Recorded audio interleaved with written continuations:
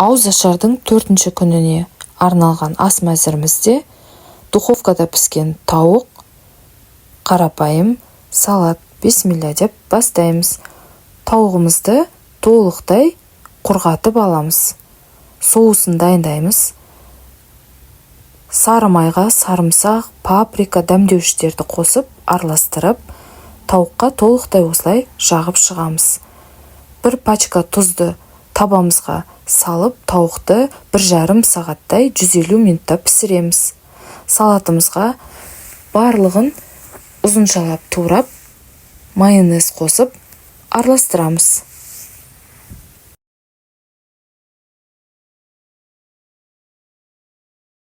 Ауызашарға дайындалған ас мәзіріміз толықтай дайын болды.